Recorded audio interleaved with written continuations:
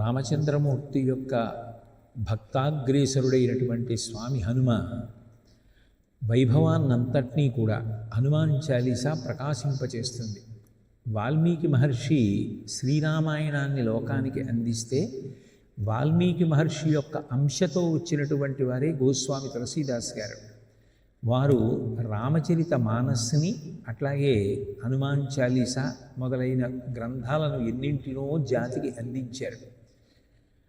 ఆయన భగవంతుని యొక్క అనుగ్రహము చేత జన్మించినటువంటి ఒక గొప్ప అవతారమనే చెప్పవలసి ఉంటుంది. ఎందుచేత అంటే అందరు వ్యక్తుల యొక్క జీవితం ఎలా ఉంటుందో గోస్వామి తులసీదాస్ గారి యొక్క జీవితం అటువంటిది కాదు. ఆయన జీవితంలో పుట్టుక నుంచి కూడా మిగిలిన వారి కన్నా భిన్నత్వం స్పష్టంగా కనపడుతూ ఉంటుంది. మనం ఆ విషయాన్ని, ఆయన జీవితాన్ని విహంగ వీక్షణంగా ఒక్కసారి పరిశీలనం చేస్తే అద్భుతమైనటువంటి విషయాలు కొన్ని గోచరమవుతాయి. ఆయన ప్రయాగ సమీపాన బాందా అనబడేటటువంటి జిల్లాలో రాజాపురం అనబడేటటువంటి గ్రామంలో జన్మించారు. వాళ్ళ నాన్నగారి పేరు ఆత్మారాం దూబే, తల్లిగారి పేరు హులసీదేవి. ఆత్మారాం దూబే గారు ఎప్పుడూ కూడా అందరితో మాట్లాడుతూ ఆత్మారాముడు ఉన్నాడు, ఆత్మారాముడిని సేవించండి, ఆ ఆత్మారాముడే మనకి ఉత్తమ గతులు కల్పిస్తాడు అంటూ ఉండేవారు. ఆయనకి ఆ ఆత్మారాముడు అని ఆయన గురించి చెప్తూ ఉండడం ఒక అలవాటు. అందుకని ఆయన పేరు ఆత్మారాం దూబే అనే పిలవబడింది. ఆ ఆత్మారాం దూబే హులసీదేవి దంపతులకు గోస్వామి తులసీదాస్ గారు కుమారుడిగా జన్మించారు.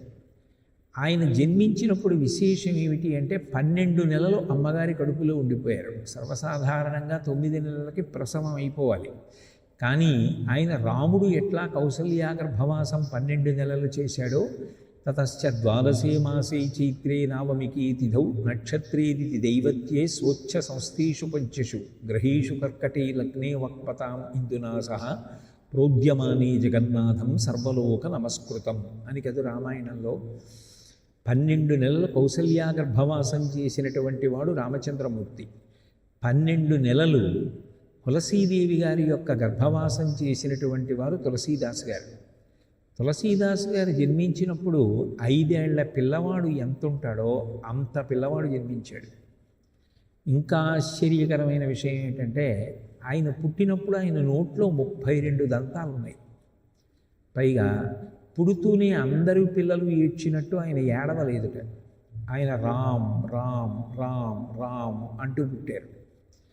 పుడితే ఆ చుట్టుపక్కల ఉన్నటువంటి వారందరూ కూడా సహజంగా తండోపతండాలుగా వచ్చి ఈ పిల్లవాడేదో చాలా విచిత్రంగా ఉన్నాడని చూడడం మొదలుపెట్టారు.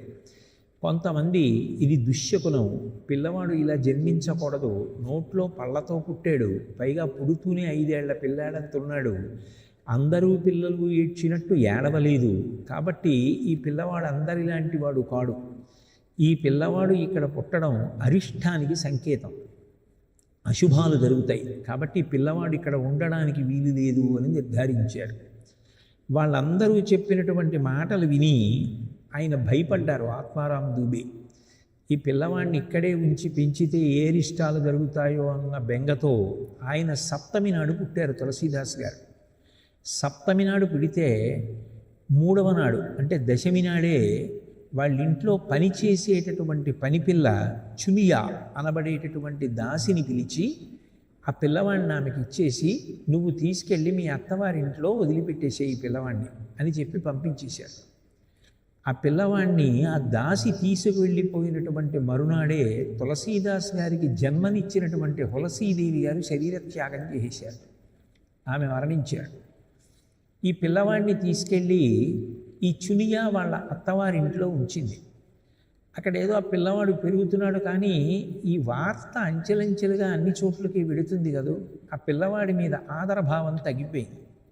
ఈలోగా 5.5 సంవత్సరాలు ఆ పిల్లవాడికి వచ్చేటప్పటికీ ఈ పిల్లవాడిని పెంచుదామని తీసుకెళ్ళినటువంటి ఆ చునియా అన్న దాసి కూడా మరణించింది. అబ్బెబ్బే ఈ పిల్లవాడు దురదృష్ట జాతకుడు, ఈ పిల్లవాడితో ఎవరు సంపర్కం పెట్టుకున్నా కూడా వాళ్ళకి అరిష్టం జరుగుతోంది, కాబట్టి ఈ పిల్లవాడిని పట్ల ఆదరభావం చూపించకూడదు అన్న ఉద్దేశ్యంతో ఆయన ఆలనా పాలనా చూడకుండా వీధులలో విడిచిపెట్టేశారు. కానీ ఆయన ఎంతటి కారణ జన్ముడో తెలుసున్న వాళ్ళెవరు? పార్వతీ పరమేశ్వరులకు తెలియాలి. కాబట్టి కైలాసం నుంచి పార్వతీదేవే బయలుదేరి వచ్చి ప్రతిరోజు కూడా ఆ పిల్లవాడు అన్నం తినవలసినటువంటి సమయానికి సాక్షాత్తుగా జగన్మాత అయినటువంటి ఆ పార్వతీదేవే అన్నం పెడుతుండేది. ఆవిడ పెట్టినటువంటి అన్నం తిని ఆ పిల్లవాడు పెరిగి పెద్దవాడు అవుతున్నాడు. ఆ పిల్లవాడు కారణజన్ముడు అని చెప్పి ఎక్కడో ఉత్తర దేశంలో చివరికి హిమవత్పర్వత ప్రాంతం వైపుకి ఉన్నటువంటి ఒక గురువు గారు దివ్యదృష్టి చేత తెలుసుకున్నారు. మళ్ళీ అందరినీ రామనామంలోనూ రామ కథలోనూ ఓలలాడించగలిగినటువంటి వాడు, భక్తి మార్గం వైపుకి తిప్పగలిగినటువంటి వాడు, వాల్మీకి మహర్షి యొక్క అంశతో జన్మించినటువంటి వాడు, కారణజన్ముడైనటువంటి పిల్లవాడు పుట్టి అనాదరణకి గురయ్యాడు. ఇప్పుడు ఆ పిల్లవాడికి జ్ఞాన సంపత్తిని కల్పించాలి. అందుకని తన శిష్యుణ్ణి పిలిచారు. నరహరి ఆనంద ఆ శిష్యుడి పేరు. ఆయనని పిలిచి ఆ ఊరు వెళ్ళి ఆ పిల్లవాడిని చేరతీసి ఉపనయనం చేసి ఆ పిల్లవాడికి ఉపదేశం చేయమని చెప్పారు. చెప్తే ఆయన బయలుదేరి వచ్చి ఈ పిల్లవాడిని వెతికి పట్టుకుని ఈ పిల్లవాడిని అయోధ్యకి తీసుకెళ్ళారు. అయోధ్యకి తీసుకెళ్ళి ఉపనయనం చేశారు. ఉపనయనం చేసి గాయత్రీ మంత్రం ఒక్కసారి చెవిలో చెప్పేటప్పటికి ఎన్నో సంవత్సరాల నుంచి గాయత్రీ మంత్రాన్ని జపం చేసేటటువంటి వ్యక్తికి ఎంత అలవోకగా గాయత్రి సిద్ధిస్తుందో ఆయనకి అంత గొప్పగా సిద్ధించింది. అందులో ఉన్న 24 అక్షరాలకి 24,000 శ్లోకాలుగా శ్రీరామాయణాన్ని రచించినటువంటి మహాపురుషుడైనటువంటి వాల్మీకి అంశతో వచ్చినటువంటి మహానుభావుడికి అటువంటి గాయత్రీ మంత్రం భాషించకుండా ఎలా ఉంటుంది? అందుకని ఆయనకి సహజంగా ఆ గాయత్రీ మంత్రం బాగా వంట పట్టింది. ఆ పిల్లవాడు ఎప్పుడూ రామ్ రామ్ రామ్ రామ్ అంటూనే ఉండేవాడు. ఆయనకి ఉపదేశం చేసిన తర్వాత అప్పటి వరకు ఒక పేరు పెట్టి ఎవరూ పిలవలేదు. గురువుగారు ఎప్పుడూ రామ్ అంటాడు. పుట్టినప్పుడు కూడా అందరి పిల్లలలా ఏడవల రామ్ అంటూ పుట్టాడు. అందుకని ఈ పిల్లవాడిని రాంబోలా అని పేరు పెడుతున్నారు. అని రాంబోలా అని పేరు పెట్టారు. ఆ పిల్లవాడు అయోధ్యలో పెరిగి పెద్దవాడయ్యాడు. విద్వాంసుల దగ్గరికి వెళ్ళాడు. వేదాంగములన్నీ కూడా ఏకసంధాగ్రాహి, ఒక్కసారి వింటే చాలు వచ్చేసేది. సమస్త శాస్త్రముల యందు ప్రకాండుడయ్యాడు. రత్నావళి అనబడేటటువంటి పిల్లనిచ్చి వివాహం చేశారు. ఎంతో సంతోషంగా గృహస్థాశ్రమం నడిచిపోతాం. కానీ అలా నడిచిపోతే ఆ జీవితంలో ఒక పెను మలుపు ఎలా తిరుగుతుంది? ఎక్కడో ఒక పెను మలుపు తిప్పాలి పరదేవత. ఆవిడ ఎందుకు తిప్పుతుంది? ఆవిడికే తెలియాలి. అందుకని ఒక విచిత్రమైనటువంటి సంఘటన జరిగింది. ఒకానొకనాడు ఈ తులసీదాస్ గారి భార్య రత్నావళిని ఆమె సోదరుడు వచ్చి పుట్టినింటికి తీసుకెళ్ళాడు. ఈయన పాదుషా గారి కొలువులో పనిచేస్తుండేవారు, పురాణ ప్రవచనం చేస్తుండేవారు. తిరిగి ఇంటికి వచ్చి భార్య కోసం చూశారు. ఆమె కనపడలేదు. ఆమె కోసమని చెప్పి మంచి వరదలలో ఉన్నటువంటి నదిని ఈది అవతల ఒడ్డుకి వెళ్ళి అందరూ నిద్రపోతూ ఆ వర్షంలో పిలిచినా పలకకపోతే ఆయన ఆ పట్టుకుని ఉన్నటువంటి ఒక భయంకరమైనటువంటి సర్పం, అది ఒక జాతి సర్పం. ఆ సర్పానికి ఉండేటటువంటి లక్షణం ఏమిటి అంటే ఉడుము ఎలా పట్టుకుంటుందో అది నోటితో అలా పట్టుకుంటుంది. దాని తోకకి ఏదైనా తగిలితే అది వదిలిపెట్టదు. అటువంటి సర్పం ఒకటి వేలాడుతోంది అక్కడ ఉన్నటువంటి ఒక కర్రని పట్టుకొని. ఈయన వెళ్ళి అది తాడనుకుని మేడ మీద భార్య ఉంది ఆమెని చేరుకుందామని చెప్పి దాన్ని తోక పట్టుకున్నారు. అది తాడనుకున్నారు. ఎవరైనా అలా పట్టుకుంటే ఆ పాము నోటితో కరిచి పట్టుకుంటుంది. అదొక ప్రత్యేకమైన జాతి సర్పం. దాని పేరు కూడా ప్రస్తావించారు ఆయన జీవిత చరిత్రలో. ఆ పాము ఎప్పుడైతే పట్టుకుందో ఆ వర్షంలో ఆయన భార్యని చేరాలన్న తమకంలో ఉన్నారు. అది పాము అని కూడా గమనించలేదు. దాన్ని గట్టిగా పట్టుకుని ఎక్కుతూ ఉంటే ఆయన గోళ్ల చేత చెనకపడి దాంట్లోంచి వచ్చినటువంటి రక్తం ఆయన మీద పడింది. అయినా చూసుకోకుండా పావుని పట్టుకుని ఆ పై వరకు ఎక్కేసి మేడ మీద దూకి భార్య పడుకున్నటువంటి గది దగ్గరికి వెళ్ళి తలుపు తట్టారు. ఆమె పైకొచ్చి చూసి ఆశ్చర్యపోయింది. ఇంత గాలి వాన, నది వరదల్లో ఉంది, ఎట్లా వచ్చారు ఇంత తడిచి ముద్దయిపోయి? ఇంత ఆర్తిగా నా కోసం వచ్చారా అంటే, నాకు నీ యొక్క పొందు కావలసి ఉంది, దాని కొరకు అని చెప్పి నేను ఉద్వేగాన్ని పొంది ఇంత దూరం పరిగెత్తుకొచ్చాను అని ఆయన ఎంతో సంతోషంగా గదిలోకి వెళ్ళబోతున్నారు. ఆయన కట్టుకున్న బట్టల మీద పడి ఉన్నటువంటి నెత్తురు చూసింది ఆవిడ. ఆవిడ ఆశ్చర్యపోయింది. ఒకానొకనాడు ఎంతో ప్రయత్నం చేసి జీవితంలో పైకొచ్చినటువంటి దేవతలు రాక్షసులు క్షీరసాగర మథనం చేసి అమృతోత్పాదనం చేశారు. తీరా అమృతం పంచుకునే సమయానికి మోహిని వైపుకి ఆకర్షింపబడ్డారు రాక్షసులు. ఆ కామం చేత భ్రష్టులైపోయి అమృతాన్ని పోగొట్టుకున్నారు. అట్లాగే విశ్వామిత్రుడు ఎన్నో పర్యాయాలు గొప్ప తపస్సు చేసి కామానికి వశపడి తన తపస్సుని పోగొట్టుకున్నాడు. అట్లాగే సుందోపసుందులు వాళ్ళిద్దరూ ఒక్క వనిత కోసం అన్నదమ్ములయ్యుండి కూడా దెబ్బలాడుకుని మరణించారు. చంద్రుడు కేవలము ఒక భార్య యందు మాత్రమే అనురక్తిని ప్రకటించినటువంటి కారణం చేత పక్షపాత దోషం పొందినటువంటి హేతువుగా మామగారు శపిస్తే శాపానికి గురయ్యాడు. రావణాసురుడు స్త్రీ పట్ల ఉన్నటువంటి కాముకత్వంతో ఎంత పతనమైపోయాడో మీకు తెలుసు. అంత గొప్ప కీచకుడు ద్రౌపదిని ఆశించి నశించిపోయాడు. ఇందులో కొందరు పరకాంతలను ఆశించిన వాళ్ళు అయి ఉండవచ్చు, కానీ పురుషుడికి కామము బహుచెడ్డది. మీకు నా పట్ల కలిగినటువంటి ఈ కామానికి ఇంత కష్టపడి వరదలలో ఉన్న నది దాటి పావుని కూడా చూడకుండా నేను దీపం పట్టుకుని వెళ్ళి చూస్తే అక్కడ పావు ఉంది.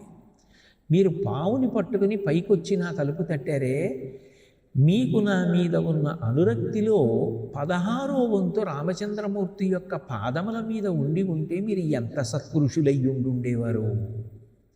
ఆ కామాన్ని జయించిన వారు కదా మహాత్ములయ్యారు. అక్కడ కదా పరదేవత పెట్టిన పరీక్షలో నెగ్గాలి. భీష్మాచార్యుల వారు కామానికి లొంగలేదు. ఆజన్మ బ్రహ్మచారిగా ఉంటానని ప్రతిజ్ఞ చేశాడు. అందుకు కదా ప్రాతస్మరణీయుడయ్యాడు.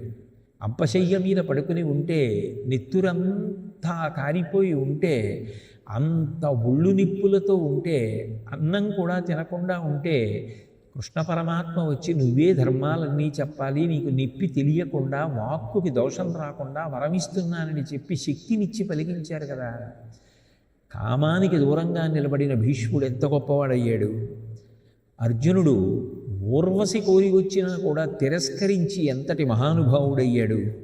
శుకుడు స్త్రీ స్పర్శకి దూరంగా ఉండి భాగవతాన్ని 7 రోజుల పాటు ప్రవచనం చేసి ఎంత ఉన్నత స్థాయిని పొందారు. మీరు తెల్లవారితే ఏ రామాయణాన్ని ప్రవచనం చేస్తారో అందులో మహాపురుషుడై రామకథ అనబడేటటువంటి మాలకి గుచ్ఛంగా ప్రకాశించేటటువంటి హనుమ ఎంత గొప్ప బ్రహ్మచారి. ఇంతమంది విషయాలు మీరు చెప్తే నేను విన్నవి, నేను మీకు చెప్పట్లేదు. ఇన్ని తెలిసి ఉన్న మీరు ఒక్క రాత్రి నేను ఇంటి నుంచి పుట్టింటికి వస్తే తాళలేక ఇంత ప్రమాదకరమైనటువంటి స్థితిలో నా కోసమని వచ్చేసారా? నిజంగా మరి మీరు చెప్పినవి మీకు వంట పట్టి ఉంటే, మీరు కానీ నిభాయించుకుని నిలబడగలిగితే, మిమ్మల్ని మీరు నియంత్రించుకోగలిగితే, పరీక్షలో నెగ్గి ఉంటే మీరు ఎంత గొప్పవారై ఉండేవారు. అయ్యో ఇలా వచ్చేసరే, నా మీద ఉన్న అనురక్తిలో 16వ వంతు రామచంద్రమూర్తి పాదాల మీద ఉంటే ఎంత గొప్పవారయ్యారో కదా అందావిడ. ఆ మాట అనడం ఏమిటి? ఉత్తర క్షణం ఆయనకి వైరాగ్యం వచ్చింది. వైరాగ్యం వస్తే వరదలా రావాలని కదా రామకృష్ణ పరమహంస చుక్కా చుక్కా బొట్టు బొట్టులే వస్తుందే. ఎట్లా వచ్చారో అట్లాగే కిందకి దిగి వెళ్ళిపోయారు. అంత చీకట్లో అంత వర్షంలో ఇక వెనక్కి తిరిగి చూడలేదు. తిన్నగా కాశీపట్టణానికి వెళ్ళిపోయారు. ప్రతిరోజు గంగా స్నానం, ఆ తల్లి విశాలాక్షి విశ్వేశ్వరుల యొక్క సేవ, రామచంద్రమూర్తిని గురించినటువంటి ధ్యానం చేస్తుండేవారు. ఆ భక్తి పరిపుష్టమైపోయింది. శ్రీరామచంద్రమూర్తి యొక్క దర్శనం కోసం మనసు విశేషంగా వెంపర్లాడడం మొదలైంది. ఎవరు నాకు చేయిస్తారు దర్శనం అని బాధపడుతుంటే, ఒక రోజున సంధ్యావందనం చేసుకుని ఆ నీళ్లు తీసుకెళ్ళి ఒక చెట్టు కింద పోశారు. పొయ్యగానే అందులో నుంచి ఒక బ్రహ్మరాక్షసుడు శాప విమోచనం పొంది తులసీదాసు గారికి కనపడ్డాడు.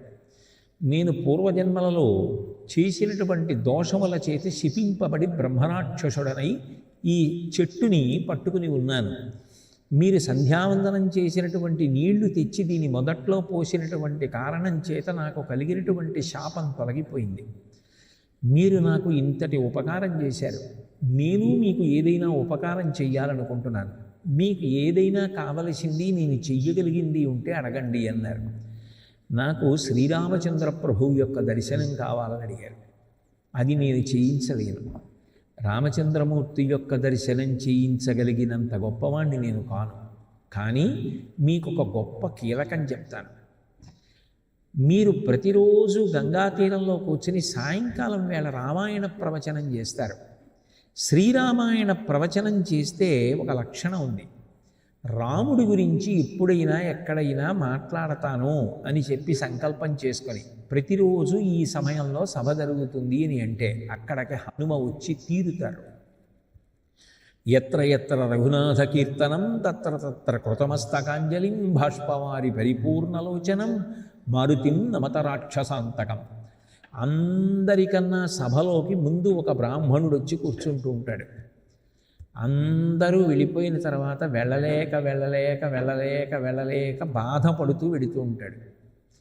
అందరికన్నా ముందు కూర్చునేటటువంటి వ్యక్తి, అందరికన్నా చిట్ట చివరన బాధపడుతూ వెళ్ళేటటువంటి వ్యక్తి ఎవరో మీరు గమనించండి. స్వర్ణశైలాభదేహం, బంగారు కాంతితో మెరిసిపోతూ ఉంటుంది ఆయన శరీరం. మీరు వెళ్ళి ఆయన పాదములు గట్టిగా పట్టుకోండి. ఆయన బుకాయిస్తాడు. నాకేం తెలుసు, నేను హనుమనేమిటి అంటారు. వదిలిపెట్టకండి, గట్టిగా పట్టుకోండి. ఆయన పాదములు పట్టుకుంటే ఆయన మీకు రామచంద్రమూర్తి దర్శనం చేయిస్తారు. అంతవరకు మాత్రం నేను చెప్పగలను. ఎందుకనంటే రామచంద్రమూర్తి హనుమకు ఇచ్చినటువంటి వరం. ఎక్కడెక్కడ రామాయణ ప్రవచనం జరిగినా, ఎక్కడెక్కడ రామభజనం జరిగినా, ఎక్కడెక్కడ రామగుణ సంకీర్తనం జరిగినా అక్కడ హనుమ వస్తారు. హనుమ వచ్చారు అంటే ఆ ప్రాంగణం పరమ పవిత్రమే. ఇంకా చచ్చిపోయేవాడు కూడా బ్రతకవలసిందే. అంతటి మంగళప్రదుడు, అంతటి మహోపకారి, మహానుభావుడు హనుమ అంటే. కాబట్టి మీరు ఆయన పాదాలు పట్టుకోండి అన్నారు. తులసీదాసు గారు రామాయణ ప్రవచనం చేయడానికి వెళ్ళి కూర్చొని గమనించడం మొదలుపెట్టారు. ఒక 4 రోజులు చూసేటప్పటికి ఆయనకు అర్థమైంది, అందరికన్నా ముందు ఈ వ్యక్తి వస్తున్నారు.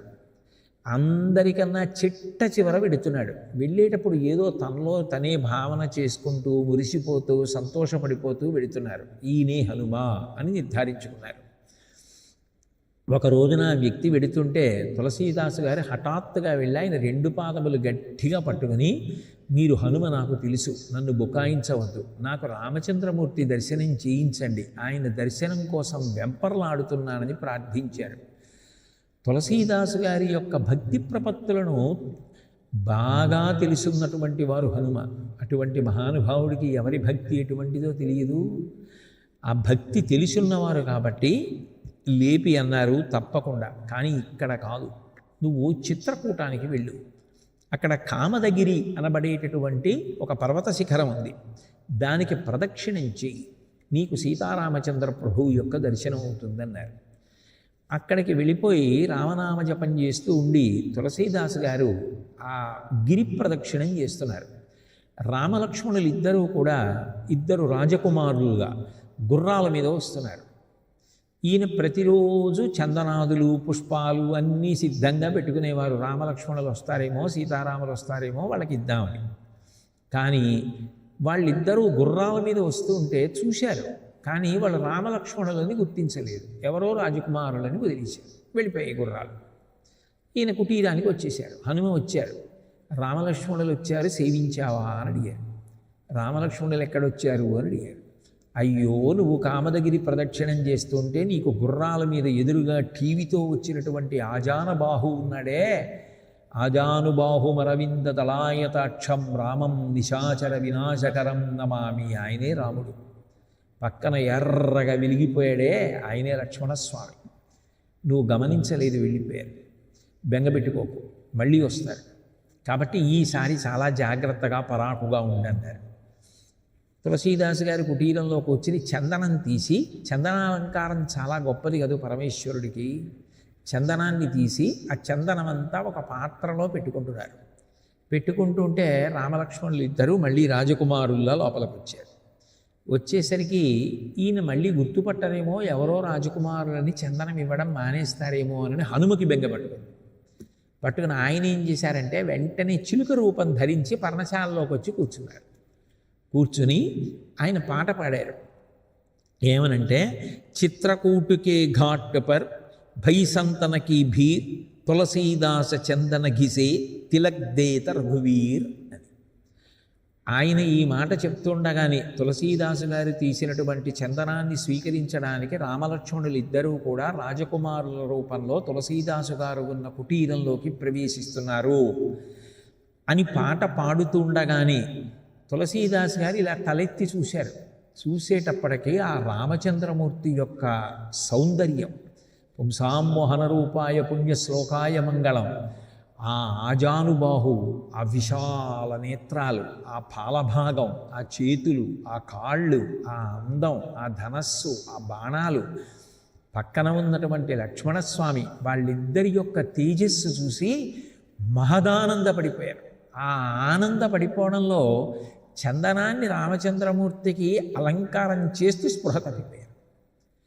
స్పృహ తప్పిపోతే రామచంద్రమూర్తి ఎంత భక్తపరాధీనుడంటే, గోస్వామి తులసీదాసు గారు తన కొరకు తీసినటువంటి చందనాన్ని తన చేత్తో తానే తులసీదాసు గారికి బొట్టు పెట్టి అలంకారం చేశారు. అలంకారం చేసి అంతర్ధానం అయ్యారు. ఆ ఆనంద జరిలోంచి బహిర్ముఖులయ్యారు తులసీదాసు గారు. పరమానందపడిపోయారు. రామలక్ష్మణుల యొక్క దర్శనమైందని ఎంతో ఆనందపడిపోయారు. ఆనందపడిపోయి మళ్ళీ చిత్రకూటం నుంచి కాశీపట్టణానికి వచ్చారు. వచ్చి రామాయణ రచన చెయ్యాలి అని సంకల్పం చేసుకొని ప్రతిరోజు కూడా రామాయణ రచన చేస్తూ ఉండేవారు. సంస్కృతంలో శ్లోకాలు వ్రాసి విశ్వేశ్వరుణ్ణి మనసులో ప్రార్థన చేసి విశ్వనాథుడి యొక్క పాదాల దగ్గర పెట్టేవారు. తన కుటీరంలో పెట్టి పడుకునేవారు. శివకేశవుల మధ్య అభేదం, వాళ్ళిద్దరి మధ్య ఏ భేదం లేదు అని నిరూపించినటువంటి మహాత్ములలో తులసీదాస్ గారు ఒకరు. పోతన గారు ఎట్లాగైతే శివభక్తి తత్పరులై రామచంద్రమూర్తి యొక్క అనుగ్రహాన్ని పొంది భాగవతాన్నంతటినీ ఆంధ్రీకరించారో, అట్లా తులసీదాసు గారు కూడా పరమశివభక్తులు. శివానుగ్రహం చేతనే ఆయన రామ సంబంధమైనటువంటి కార్యక్రమములన్నిటినీ కూడా నెరవేర్చారు. ప్రతిరోజు సంస్కృతంలో శ్లోకాలు వ్రాసి రామాయణం ఆయన విశ్వేశ్వరుడి సన్నిధానం అంటే కుటీరంలో ఉన్నటువంటి పూజామందిరంలో పెట్టి పడుకునేవారు. తెల్లవారుజామున నిద్రలేచి అనుష్ఠానం చేసుకుంటూ చూసేసరికి ఆ శ్లోకాలన్నీ కూడా చిరిగిపోయి ఉండేవి. ఒక్క శ్లోకం, ఒక అక్షరం కూడా ఉండేది కాదు. ఇదేమి ఇలా అవుతోంది అని చెప్పి ఆయన ఆశ్చర్యపోయారు. 8వ రోజు ఆయన పడుకుని ఉండగా రాత్రి కలలో పార్వతీ పరమేశ్వరుడు కనపడ్డారు. కనపడి, నేను ఒక అద్భుతాన్ని లోకానికి నిరూపించాలనుకున్నాడు. దీని గురించి ఒకప్పుడు ఈ సంఘటన గురించి మహానుభావులు, నడిచే దేవుడిని పేర్గాంచినటువంటి మహాపురుషులు, కంచి కామకోటి పీఠాధిపత్యం వహించినటువంటి చంద్రశేఖరేంద్ర సరస్వతి మహాస్వామి గారు మాట్లాడారు ఈ సంఘటన గురించి. నేను వారు చెప్పిన మాటలు ఉటంకిస్తున్నాను. పార్వతీ పరమేశ్వరుడు కనపడి, ఇప్పటి వరకు జరగనటువంటి ఒక అద్భుతం నీ జీవితంలో జరగాలి. సంస్కృతంలో రామాయణ రచన చెయ్యవద్దు, అందుకే అది చెరిగిపోతోంది. నీ ప్రాంతీయ భాష ఉంది, అది హిందీ కూడా కాదు, హిందీలా ఉంటుంది. ఆ అవధి దాని పేరు. ఆ అవధి అనబడేటటువంటి భాషలో నువ్వు రామాయణ రచన చెయ్యి. ఎందుకనంటే సర్వసాధారణంగా ఏదైనా పరమ పవిత్రమైన విషయాన్ని చెప్పేటప్పుడు సంస్కృత భాషలో రచన చేస్తారు, సహజం. అంత మాత్రం చేత మిగిలిన భాషలు తక్కువ కాదు. కానీ భాష గొప్పతనం కన్నా భక్తుని యొక్క గొప్పతనం చేత ఒక గ్రంథం ఉన్నతిని పొందాలి. అది నీ జీవితంలో జరగాలి. తులసీదాస్ రచించిన కారణం చేత ప్రాంతీయ భాషలో, దేశ భాషలో ఉన్నటువంటి ఒక గ్రంథం అంత గొప్ప గ్రంథం అవుతుంది. కాబట్టి నువ్వు ఇక్కడి నుంచి బయలుదేరి వెళ్ళిపోయి అవధి భాషలో రామాయణ రచన చెయ్యి.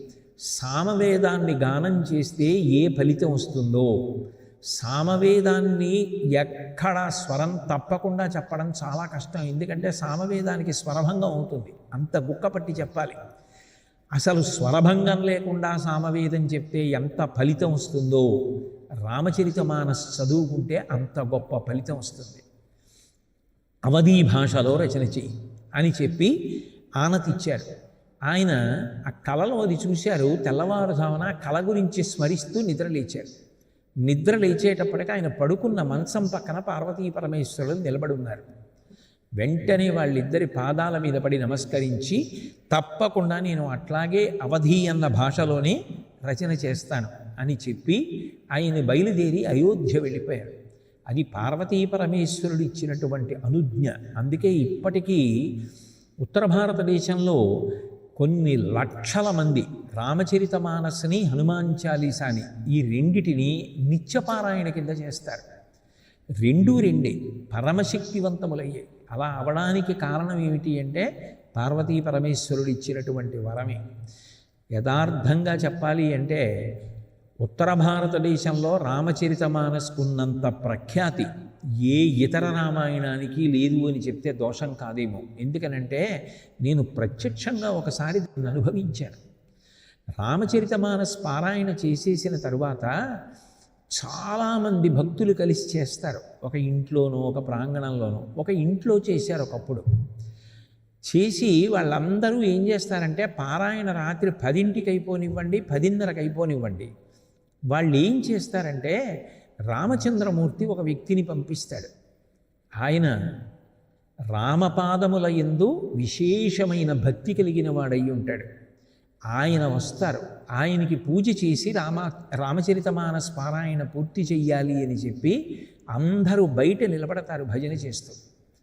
బయట భజన చేస్తూ నిలబడినటువంటి సమయంలో నిజంగానే అటువంటి వ్యక్తి వస్తాడు. ఆశ్చర్యకరంగా ఆయన్ని లోపలికి తీసుకువెళ్ళి కూర్చోపెట్టి పూజించి రామచరితమానస్ పారాయణం పూర్తి చేస్తారు. నేను చూసా ప్రత్యక్షంగా అటువంటి సందర్భం కాశీపట్టణంలో ఒకటి. కాబట్టి అంత గొప్పది. అయోధ్య వెళ్ళి తులసీదాస్ గారు ఆ రామచరితమానస్ రచన పూర్తి చేశారు. పూర్తి చేసి మళ్ళీ కాశీపట్టణానికి వచ్చి దాన్ని విశ్వనాథ మందిరంలో ఉంచారు. ఉంచితే తెల్లవారేసరికి ఆ గ్రంథాన్ని తీసుకుందామని అడిగితే పరమేశ్వరుడు తన చేవ్రాలుతో, తన చేత్తో సత్యం శివం సుందరం అని రాశాడు దాని మీద. అంటే ఇది పరమసత్యం, ఇది ఏ పరమాత్మ, ఇది పరమోత్కృష్టమైనటువంటి గ్రంథము అని. అక్కడ నుంచి రామచరితమానస్కి ఎనలేని ప్రఖ్యాతి ఏర్పడింది. లోకంలో అసూయ చాలా సహజ గుణం. అక్కడ ఉన్న మిగిలిన పండితులందరికీ కూడా చాలా అసూయ కలిగింది. రామచరితమానస్కి ఇంత ఖ్యాతి కలిగింది, అందరూ తులసీదాస్ గారిని గౌరవిస్తున్నారని రామచరితమానస్ని, తులసీదాస్ గారిని నిందించడం మొదలుపెట్టారు. మొదలుపెట్టి దానిని తక్కువ చెయ్యాలి అన్న ఉద్దేశ్యంతో మధుసూదన సరస్వతీ స్వామి వారి దగ్గరికి వెళ్ళారు. మధుసూదన సరస్వతీ స్వామి వారంటే అద్వైతంలో మహానుభావుడు. ఆనందమందాకిని అని ఆయన కృష్ణ పరమాత్మ మీద కొన్ని శ్లోకాలు చేశారు. అసలు ఆనందమందాకిని చదువుతుంటే నిజంగా ఆనందమందాకినిలో కొట్టుకుపోతున్నట్టే ఉంటుంది. అంత గొప్ప గ్రంథం ఆనందమందాకిని. ఎప్పుడైనా ఈశ్వరుడు నా చేత చెప్పించినందుకు ధన్యుణ్ణి చెయ్యాలి. అటువంటి ఆనందమందాకిని చేసినటువంటి వారు ఆ మహాపురుషులు మధుసూదన సరస్వతి అంటే. ఆ స్వామివారి దగ్గరికి వెళ్ళి రామచరితమానస్ చూపించారు. బహుశా ఆయన అందులో తప్పు ఇటువంటి గ్రంథాలు చదవకూడదంటారని వాళ్ళు అనుకున్నారు. ఆయన ఆ పుస్తకం అంతా చదివిన తర్వాత అన్నారు, ఆనందకాననీహ్యస్మిన్ జంగమస్తులసీతరు కవితా మంజరీభాతి రామభ్రమరభూషిత అన్నారు. ఆనందకాననీహ్యస్మిన్, ఆనందకాననమని కాశీపట్టణానికి పేరు. ఆనందకాననం అనేటటువంటి పేరు కలిగినటువంటి కాశీపట్టణంలో జంగమస్తులసీతరు, భూమి మీద నడిచి వెడుతున్నటువంటి తులసి చెట్టు ఒకటి ఉంది అన్నారు తులసీదాస్ గారు. కాళ్ళు చేతులు ఉండి నడిచి వెడుతున్న ఒక తులసి చెట్టు ఉంది. కవితా మంజరీభాతి, దాంట్లోంచి పువ్వులు వచ్చాయి, కవిత్వం. అది ఎంత గొప్పది అంటే ఆ పువ్వు రామభ్రమరభూషిత. దాని మీద ఎప్పుడు రామచంద్రమూర్తి తిరుగాడి ఆ పువ్వుల మీద వాలి మకరందాన్ని పానం చేస్తూ ఉంటారు. అటువంటి జంగమస్ తులసీతరువైనటువంటి మహానుభావుడు తులసీదాస్ గారి చేత రచింపబడినటువంటి రామచరితమానస్ అని ఆయన గౌరవించి వాళ్ళకి ఇచ్చారు. వాళ్ళకి ఏం చేయాలో అర్థం కాలేదు. అయినా కూడా ఏదో ఆయనని తక్కువ చెయ్యాలి అని ప్రయత్నించారు. ఏదో వేదాంగాలన్నీ పెట్టి అడుగున రామచరితమానస్ పెట్టి రాత్రి విశ్వనాథ మందిరంలో పెట్టారు. తెల్లవారేటప్పటికి రామచరితమానస్ పైకి వచ్చింది, మిగిలినవన్నీ కిందకి వెళ్ళాయి. ఇంకా ఆశ్చర్యకరమైన విషయం ఏమిటంటే ఆ రోజుల్లో కాశీపట్టణంలో ప్రియదాసు గారిని ఆయన భక్త విజయం అని పుస్తకం రాస్తున్నారు. అబ్బో, అందులో అయితే దాని అనువాదం చదివాను నేను. అందులో అసలు తులసీదాసు గారి జీవితం గురించి కొన్ని వందల పేజీలు, ఎన్ని విశేషాలు చెప్పారు ఆయన. అందులో ఆ ప్రియదాసు గారు భక్త విజయం అన్న పుస్తకాన్ని రచన చేస్తున్నప్పుడు తులసీదాస్ గారి గురించి ఆయన రాయలేదు, మిగిలిన భక్తుల గురించి రాశారు. ఒకరోజు ఆయన వ్రాసినటువంటి పుస్తకాన్ని ఆయనే తీసి చూశారు. చూస్తే అందులో తులసీదాస్ గారి జీవిత చరిత్ర. ఆయన ఆశ్చర్యపోయారు, ఇది ఎవరు రాశారా అనుకున్నారు. అప్పుడు రామచంద్రమూర్తి చెప్పాడు, తులసీదాస్ కారణజన్ముడు, పరమ భాగవతోత్తముడు, తులసీదాస్ కథ నేనే వ్రాశానన్నారు. రామచంద్రమూర్తి గురించి తులసీదాస్ గారు రాస్తే తులసీదాస్ గారి జీవిత చరిత్రని రామచంద్రమూర్తి వ్రాశాడు. వ్రాసి ఆ భక్త విజయంలోకి ప్రవేశపెట్టాడు. అంతటి మహానుభావులు వారే రామచరితమానస్ చేసినప్పుడు సుందరకాండకి ప్రార్థనా శ్లోకాలు చేశారు. ఆ ప్రార్థనా శ్లోకాలు మాత్రం సంస్కృతంలో చేశారు. ప్రతి కాండకి చేశారు. ప్రతి కాండకి కూడా సంస్కృతంలో శ్లోకాలు ఉంటాయి. అవి సీతారాముల మీదే కాదు, పార్వతీ పరమేశ్వరుల మీద కూడా చేశారు. అందులో ఉన్నటువంటి ప్రార్థనా శ్లోకాల్లో రెండో శ్లోకం, అతులిత బలధామం స్వర్ణశైలాభవేహం ధనుజవన కృశానం జ్ఞానినామగ్రగణ్యం సకల గుణ నిధానం వానరాణామధీశం రఘుపతి వరదూతం వాతజాతం నమామి. హనుమాన్ చాలీసా చదివినప్పుడు ఈ శ్లోకాన్ని ప్రార్థనా శ్లోకంగా చదువుతుంటారు అక్కడ సుందరకాండలోంచి తీసుకొని. అటువంటి మహాభక్తుడైనటువంటి తులసీదాస్ గారు 126 సంవత్సరములు జీవించారు. 126 సంవత్సరములు జీవించడము అంటే అది పరిపూర్ణమైనటువంటి ఆయుర్దాయం. అవతార పురుషుడు అనడానికి అది ప్రబల నిదర్శనం. కాశీపట్టణంలో గంగానదీ తీరంలో రామనామం చెప్తూ రామచంద్రమూర్తి యందు ఐక్యమైపోయారు. ఎన్నడూ శివుడికి రాముడికి భేదం పాటించినటువంటి వారు కారు. వారు హనుమాన్ చాలీసా చేశారు. నేను సంక్షిప్తంగా మాత్రమే వారి జీవితం గురించి మాట్లాడాను తప్ప నిజానికి అన్ని వివరాల గురించి నేను మాట్లాడలేదు. ఒకప్పుడు ఆయన వైధవ్యం పొందినటువంటి ఒక స్త్రీని ఆశీర్వచనం చేశారు. అది సౌభాగ్యప్రదంగా ఉంది. ఆవిడ ఏడ్చింది, నాకు సౌభాగ్యం ఎక్కడిది అని. నా నోటి మాట ఉత్తినే పోకూడదన్నారు. దహనం చేయబడడానికి సిద్ధంగా ఉన్నటువంటి ఆమె భర్త లేచొచ్చాడు. ఇది ఆ నోట ఈ నోట ఆ నోట ఈ నోట అందరికీ తెలిసింది. అది చక్రవర్తి వరకు వెళ్ళింది. పాదుషా తులసీదాస్ గారిని పిలిపించి ఏవి కొన్ని మహిమలు చూపించమన్నాడు. నేను చూపించడం ఏమిటి, నేనన్నమాట రామచంద్రమూర్తి నిజం చేస్తారు, ఆయనకు అది ఇష్టం అవ్వాలి. అంతేకాని నా అంత నాకు శక్తి ఉంది, నేనేమి శక్తివంతులను కాను, నేను చెయ్యలేనటువంటి మహిమలు అన్నారు. ఆయనకి కోపం వచ్చి కొరడాలతో కొట్టి శిక్షించమన్నారు. తులసీదాస్ గారిని స్తంభానికి కట్టేసి ఆ సైనికులు వచ్చి కొరడాతో కొట్టడానికి చెయ్యి పైకెత్తారు. ఎత్తేటప్పటికీ ఆయన వెంటనే మనసులో భక్త సంరక్షకుడు, ఆర్తత్రాణపరాయణుడు, పిలవగానే వచ్చి పలికేటటువంటి మహానుభావుడని హనుమని మనసులో స్మరించారు. స్మరించేటప్పటికీ పెద్ద పెద్ద కోతులు ఎక్కడి నుంచి వచ్చాయో తెలియదు, అంతఃపురం అంతా నిండిపోయి ప్రతి భటుడి పక్కన 2 వానరాలు చప్పున ఉన్నాయి. అన్ని వానరాల్ని చూసి వణికిపోయారు.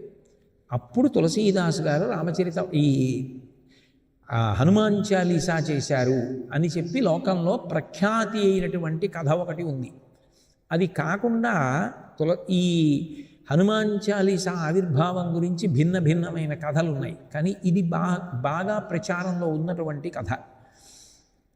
అప్పుడు ఆయన హనుమాన్ చాలీసా చేశారు. హనుమాన్ చాలీసా అంటే హనుమంతుని యొక్క వైభవ వర్ణనము. అది చాలీసా. చాలీసా అంటే 40 శ్లోకములు అన్న మాట అనుకోండి, మనకి తేలికగా అర్థం అవ్వడానికి అలా అనుకోండి. ఇందులో విచిత్రం ఏమిటి అంటే 4 దోహాలు ఉంటాయి. దోహ అంటే ప్రార్థన కింద ఉండేటటువంటి మొట్టమొదటి 2 దోహాలు. చాలీసా 40 అయిపోయిన తర్వాత చిట్ట చివర ఉండేటటువంటి 2 దోహాలు. అంటే 4 దోహాలు ఉంటాయి.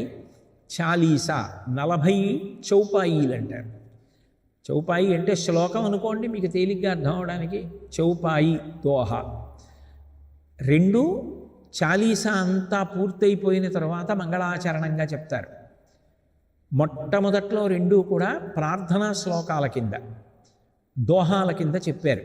చెప్పి హనుమాన్ చాలీసా ప్రారంభం చేశారు. ఉత్తర భారతదేశంలో ఈ దోహ చౌపాయి అనబడేటటువంటి ఛందస్సులో రచన చేయడం చాలా ప్రఖ్యాతంగా కనపడుతుంది. కబీర్ దాస్ గారు, తులసీదాస్ గారు, మీరాబాయి, రహీం, నానక్ వీళ్ళందరూ కూడా ఈ చౌపాయిల్ని దోహాల్ని రచన చేసిన వాళ్ళే. రామచరితమానస్ కూడా ఈ చౌపాయి దోహ ఈ రెండిటితోనే రచింపబడింది. ఇందులో విశేషం ఏమిటి అంటే, మీరు ఏ ఒక్క చౌపాయి తీసుకున్నా, ఏ ఒక్క దోహా తీసుకున్నా అది పూర్తి సమాచారంతో ఉంటుంది. అంటే అది పూర్తయింది కదా, దానికి సంబంధించిన విషయం ఏదో మళ్ళీ తరువాతి శ్లోకంలో చెప్పబడుతుంది, తరువాతి చౌపాయిలో చెప్పబడుతుంది అని మీరు అనుకోక్కర్లేదు. అది ఒక చౌపాయి మీరు చదివారనుకోండి, ఆ చౌపాయి అక్కడతో ఆ విశేషాల్ని పూర్తి చేసుకుంటుంది. మళ్ళీ 2వ చౌపాయి చదివారనుకోండి, మొదటి దానిలో చెప్పిన దానికి 2వది కొనసాగింపు కాదు, మీరు అట్లాగా అనుకోవచ్చు. లేదు, 2వ చౌపాయిలో చెప్పిన విశేషాలు మొదటి చౌపాయిలో చెప్పిన విశేషాలు పూర్తయిపోయి మళ్ళీ కొత్తగా ప్రారంభమైన విశేషాలుగా ఉంటాయి. అందుకని దేనికదే పరిపూర్ణత్వాన్ని సంతరించుకుంటుంది. అందుకని ఏ ఒక్కదాన్ని పట్టుకున్నప్పటికీ కూడా అది అనుగ్రహ విశేషమై, ఆనాటి నుంచి ఈనాటి వరకు కూడా హనుమాన్ చాలీసాని పట్టుకొని పెద్ద పెద్ద కష్టాల్లోంచి కూడా బయటికి వచ్చేసినటువంటి వారు ఎందరో ఉన్నారు.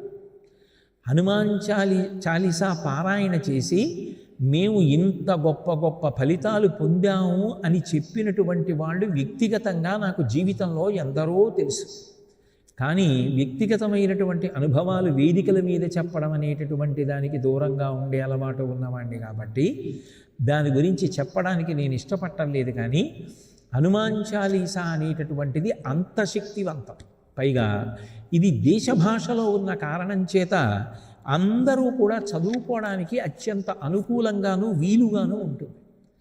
అందులో ప్రారంభం చేసేటప్పుడు మనం రామచరితమానస్ సుందరకాండలో సంస్కృతంలో రచించినటువంటి శ్లోకం తులసీదాస్ గారు ఏది ఉందో ఆ శ్లోకాన్ని తీసుకొచ్చి ప్రార్థనా శ్లోకంగా కలుపుకుంటాం. అతులిత వలధామం అన్నది కొందరు గోష్పదీకృత వారాసిం దగ్గర నుంచి చదువుతారు. కానీ తులసీదాస్ గారు హనుమాన్ చాలీసా చేసినప్పుడు మాత్రం ప్రార్థనగా ప్రారంభించినటువంటి దోహ ఏది అంటే, శ్రీ గురుచరణ సరోజరజ నిజమన ముకుర సుధారి వరణౌ రఘువర విమల యశ జోదాయక ఫలచారి అని మొదలుపెట్టారు. బహుశः ఈ మాట వేసినటువంటి వాళ్ళు నాకు తులసీదాస్ గారు తప్ప ఇంకెవరూ కనపడలేదు ఎప్పుడు. ఇంత గొప్ప మాటతో ప్రారంభం చేయడం తులసీదాస్ గారికే చెల్లింది. అది వారి గురుభక్తికి నిలువెత్తు నిదర్శనం. ఆయన అన్నారు, శ్రీ గురు చరణ సరోజ రజ నిజ మన ముకుర సుధారి అన్నారు. నా మనసు అనే అద్దం ఉంది. ఈ అద్దం ఎలా ఉండాలి? నిర్మలంగా ఉండాలి, ఏ ధూళి లేకుండా ఉండాలి. అద్దం ఏం చేయాలి? ఇప్పుడు ఎదురుగుండా ఉన్న వస్తువేదో దాన్నే యథార్థంగా చూపించాలి. అద్దానికి రాగద్వేషాలు ఉండకూడదు. అద్దం ఎదురుగుండా ఉన్నది ఒకటైతే అబ్బెబ్బే నాకు అది ఇష్టం లేదండి, నాకు ఇష్టమైంది ఇంకోటి ఉందనేది చూపించకూడదు. అద్దం అంటే ఏమిటి? ఏది ఎదురుగుండా ఉందో దాన్నే చూపిస్తుంది. దర్పణ సేవ అని పూజలోనూ దేవాలయాల్లోనూ చేయిస్తారు ఉత్సవాలు చేసినప్పుడు. దర్పణ సేవ చాలా ప్రధానమైనటువంటి సేవ. ఎందుకని అంటే మూర్తిని దర్పణంలో దర్శనం చేస్తారు ఆఖరణ. ఎందుకు దర్శనం చేయడం అంటే, ఈ మూర్తిని అద్దం ఎలా చూపించిందో నువ్వు కూడా కళ్ళు మూసుకున్నప్పుడు అలా మళ్ళీ నువ్వు పూజ చేసిన మూర్తిని చూడగలగాలి. అద్దం పట్టుకున్నట్టు నీ మనసు పట్టుకోవాలి. నీ మనసు అద్దం కావాలి. ఆ అద్దంలో ఏది ప్రతిఫలించాలి అంటే నామరూపాత్మకముగా ఉన్నటువంటి జగద్రూపమైన రాముడు ప్రతిఫలించాలి. నామరూపాత్మకంగా కాదు, మనసన్న అద్దంలో కనపడవలసింది. నామరూపాత్మకంగా ఉన్నటువంటి జగద్రూపంగా ఉన్న రాముడు కనపడుతూ ఉండాలి. అంతటా రాముడే, అంతటా రాముడే అన్న భావన కలగాలి. కానీ నాకు ఆ భావన కలగట్లేదు. నా మనసులో ఆ అద్దంలో ఒక్కొక్కటి కనపడుతుంటే రాగం కలుగుతోంది. ఈ వస్తువు పట్ల నాకు ప్రీతి, ఇదంటే నాకు చాలా ప్రేమ, ఇది నాకు చాలా ఇష్టం అని మనసు పొంగుతోంది. కొన్ని కనపడితే మనసు పొంగుతోంది, వికర్షణ పొందుతోంది. వీళ్ళ అంటోంది. అంటే మనసులా ఉండట్లేదు, దానికి రాగద్వేషాలతో ఉంది తప్ప యథార్థ దర్శనం ఆ మనసు చేయించట్లేదు. ఎందుకు అలా చేయించట్లా అంటే అది మురికి పట్టింది. ఏ మురికి పట్టింది అంటే రాగద్వేషాలనేటటువంటి మురికి పట్టేసింది. పట్టేసిన కారణం చేత రాముడు కనపట్టలేదు ఆ మనసులో. ఇప్పుడు ఈ అద్దాన్ని తొడవాలి అంటే మెత్తటి బట్టో నీళ్ళు ఏవో తీసుకొచ్చి కడిగితే పోయే మాలిన్యం కాదది. ఆ మాలిన్యాన్ని కడగడానికి ఈ సృష్టి మొత్తం మీద ఒక్క పదార్థం ఉంది. ఆ పదార్థం ఒక్క రేణు తీసుకొచ్చి అద్దం మీద ఇలా వేస్తే ఆ పట్టినటువంటి మాలిన్యం అంతా పోయి అందులో రాగద్వేషాలతో కనపడకుండా జగత్తు రాముడిగా కనపడుతుంది. అలా కనపడాలంటే ఆ పదార్థం దొరకాలి. ఏమిటి ఆ పదార్థం అంటే శ్రీ గురు చరణ సరోజ రజ. మా గురువుగారి పాదములు అరికాళ్లకు అంటుకున్నటువంటి ధూళిలో ఒక్క రేణువు నాకు దొరికితే చాలు. ఆ రేణువు దొరికిందా, అది కానీ నా మనసన్న అద్దం మీద వేశానా, నాకు ఈ జగమంతా రామమయం. అప్పుడు నాకు ఇంకా జగత్తుగా కనపడదు. నా మనస్సన్న దర్పణంలో నాకు అంతా రామమయంగా కనపడుతుంది. ఎంత గొప్ప మంగళాచరణం అండి! శ్రీ గురుభ్యో నమః అనడం కాదు, ఎంత గొప్పగా గురువైభవాన్ని ప్రస్తుతి చేస్తున్నారో చూడండి. కాబట్టి నాకు ఆ గురువుగారి పాదములకు అంటుకున్నటువంటి ధూళిలో ఒక్క కణం ఈ మనసు మీద పడిందా అంతే, ఇది పవిత్రమైపోయింది. దీనికి రాముడే కనపడతాడు. అంతా రామమయం, ఈ జగమంతా రామమయం. అంతరంగమున ఆత్మారాముడు అనంత రూపమున వింతలు సలపగా. ఎవరు? రామదాసు గారు. ఎవరు అసలు ఉన్నది? ఆ ఒక్కడే. అంతరంగమున ఆత్మారాముడు అనంత రూపముల వింతలు సలపగా. ఇన్ని రూపాలతో ఉన్నవాడు ఇందులో ఉన్నవాడు. ఇందులో ఉన్న ఆత్మారాముడే అన్ని రూపాలుగా కనపడుతున్నాడు. మాయా అన్ని కాదు, ఇందులో ఉన్నవాడే అన్నిగా బయట ఉన్నాడు. ఉన్నదొక్కటే తత్వమసి అని నాకు కనపడాలంటే మా గురువుగారి పాదములకు అంటుకున్నటువంటి రజస్సు పాద ధూళిలో ఒక్క కణం నా మనసు మీద పడితే చాలు, నాకు కనపడుతుంది. సోమసూర్యులను సురలు తారలను ఆ మహాంబుధులు అఖిల జగంబులు అంతా రామమయం, జగమంతా రామమయం. ఎలా ఆ మాట అనాలంటే ఎంత గాంభీర్యం అండి, ఎంత ఆనందం అండి, అది ఎంత విలువ, అది పొంగు. అలా కనపడిన వాడికి నాకు నామరూపాలు కనపడటం లేదు, నాకు అంతా రాముడే. ఉట్టిది సముద్రాలు అంటున్నారు. సోమసూర్యులను, సూర్యుడు, చంద్రుడు, సురలు, తారలు, దేవతలు, నక్షత్రాలు, ఆ మహాంబుధులు, ఆ సముద్రాలు, అఖిల జగంబులు, సమస్త జగత్తులు అంతా రామమయం, జగమంతా రామమయం. అలా కనపడుతోంది ఆయనకి మనస్సన్నద్ధంలో, అలా ప్రతిబింబిస్తోంది. ఎందుకని అంటే ఆ అద్దం మీద, ఆ మనసు మీద గురువుగారి పాద ధూళిపడింది. అండాండంబులు పిండాండంబులు బ్రహ్మాండంబులు బ్రహ్మ మొదలుగా అంతా రామమయం, జగమంతా రామమయం. అది కదా కోరుతున్నారు. ఎందుకు చెప్తున్నానంటే మహాత్ముల యొక్క దృష్టికోణం ఎప్పుడూ ఒక్కలాగే ఉంటుంది. ఉత్తరాన తులసీదాస్ గారు పాడినివ్వండి, దక్షిణాన రామదాసు గారు పాడినివ్వండి, ఇద్దరు మహాత్ముల యొక్క అభిప్రాయం మాత్రం ఒక్కలాగే ఉంటుంది. ఆ స్థాయికి వెళ్ళిపోయినటువంటి వారి అభిప్రాయాలలో భేదాలు ఉండవు, ఎప్పుడు అదే మాట్లాడతారు. నదులు వనంబులు నానా మృగములు విదిత కర్మములు వేదశాస్త్రములు అష్టదిక్కులను ఆదిశేషుడును అష్టవసువులను అరిషడ్వర్గము అంతా రామమయం. ఆఖరికి అరిషడ్వర్గము కూడా, ఇది అది ఏం లేదు, అరిషడ్వర్గాలు కూడా రామమయమే. అయిపోతే ఏమవుతుంది అప్పుడు? అది అరిషడ్వర్గం అవుతుందా? కామము ఈశ్వర కామమైపోతుంది, క్రోధము మీద క్రోధమైపోతుంది, లోభము తనను తాను ద్వేషించుకునే లోభమైపోతుంది. కట్టుకుపోతానా? అందుకు గదు తులసీదాస్ గారు ఓ రోజున కుటీరంలో ఉంటే దొంగలు పడ్డారు. ఏముంటే ఆ ఇంట్లో ఆ పర్ణశాలలో ఏదో కమండలం అవి ఇవి ఉన్నాయి, అవి మూట కట్టుకుని బయటికి పోదామని మళ్ళీ కన్నంలోంచి తలపైకి ఎట్టాడు. అది తులసీదాస్ గారి పర్ణశాల, దొంగతనం జీవిస్తారా? రామలక్ష్మణులు ఇద్దరు బయట ధనస్సులు పట్టుకుని కత్తులు నడుం నుంచి తీసి పట్టుకుని నించున్నారు. వాడు తలపైకెట్టి పైకి చూశాడు, ముందు పాదాలు కనబడ్డాయి, ఆ పైకి చూశాడు, ఆశ్చర్యపోయాడు. ఆ దివ్యమంగళమూర్తుల్ని చూసి లోపలికి వచ్చేసాడు. మళ్ళీ లోపల పెట్టి కూర్చున్నాడు. వెళ్ళిపోయి ఉంటారులే అనుకుని మళ్ళీ తలపైకి ఎట్టాడు, అలాగే నించున్నారు. తెల్లవారిపోయింది. తులసీదాస్ గారు లేచిపోయారు. వీడి మూట వీడు అలాగే ఉన్నారు. తులసీదాస్ గారు లేచి, ఎవరు నువ్వు అన్నారు. నేను దొంగనన్నాడు. మరి ఎందుకు కూర్చున్నావు, అన్నీ కట్టేసుకున్నావు కదా, మూట తీసుకుపోయావా అన్నారు. ఆ పాటి తెలివితే అట్లా నాకు లేక కాదు, నేను వెళ్ళిపోదామని అనుకున్నాను. తల పైకి పెడితే ఎన్ని మాటలు చూసినా చూడాలనిపిస్తోంది. ఏమి సౌందర్యమూర్తులు! ఒకరు నీలమేఘశ్యాముడు, ఒకడేమో ఎర్రని కాంతి, కత్తులు పట్టుకుని ఇచ్చున్నారు. కొట్టరు తిట్టరు, పైకి పోనివ్వరు, అలాగే ఉన్నారు. వెళ్ళనివ్వరు. తల పైకెడితే పాదాలు, పైకి తలెత్తితే దివ్యమంగళమూర్తులు. భయపడి లోపలికి తలెడుతున్నాడు. ఇలా కూర్చున్నా. తెల్లారిపోయింది, మీరు లేచిపోయారు.